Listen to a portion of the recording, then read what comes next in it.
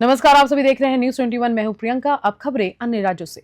जगदलपुर के राजीव भवन में पीसीसी अध्यक्ष दीपक बैज ने प्रेस वार्ता कर बक्सर की इंद्रावती नदी के सूखने और उससे किसानों को हो रही परेशानी पर राज्य व केंद्र सरकार को घेरा। उन्होंने कहा कि 2003 में ओडिशा और छत्तीसगढ़ सरकार के बीच गर्मियों में इंद्रावती नदी का पानी समान रूप से बांटने का अनुबंध हुआ था, लेकिन अब ओडिशा की भाजपा सरकार खातीगुड़ा डैम से पानी नहीं छोड़ रही। इससे बक्सर जल संकट से जूझ रहा है और किसान आंदोलन को मजबूर है। दीपक बैज ने भाजपा सरकार पर सुशासन के नाम पर ढोंग करने का आरोप लगाते हुए कहा कि सरकार नहीं, दुशासन सरकार है। उन्होंने ये भी कहा कि बक्सर की लौह अयस्क खदानों को 50-50 साल की लीज पर निजी कंपनियों को सौंपकर भाजपा सरकार बक्सर के संसाधनों को पूंजीपतियों को बेच रही है। गृह मंत्री विजय शर्मा को निशाने पर लेते हुए कहा कि राज्य में अपराध बेलगाम हो गए हैं। छोटी बच्चियों तक के साथ रेप की घटनाएं सामने आ रही हैं और सरकार कोई ठोस कदम नहीं उठा रही। इसके विरोध में कांग्रेस 19 से 21 अप्रैल तक दुर्ग से रायपुर तक न्याय पदयात्रा करेगी। वहीं सुकमा में हुए तेंदुपत्ता घोटाले पर वन मंत्री केदार कश्यप पर गंभीर आरोप लगाते हुए कहा कि अधिकारी खुद नेताओं को पैसे देने की बात कर रहे हैं।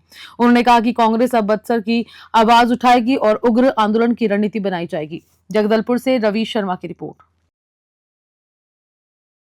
लगातार जय सिर्फ ये तो पिछले कई दशकों से बोल रहे हैं।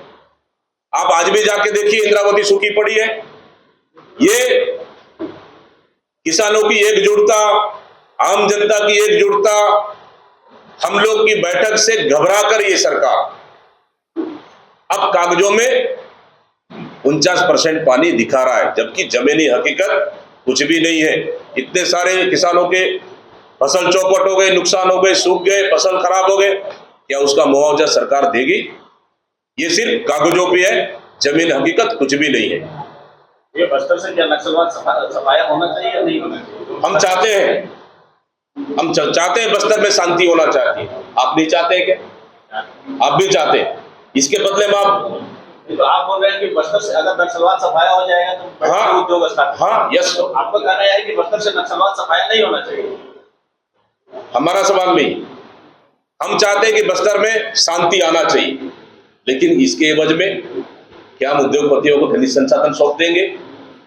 इसके एवज में हम निर्दोष आदिवासियों को फर्जी एनकाउंटर से मार देंगे?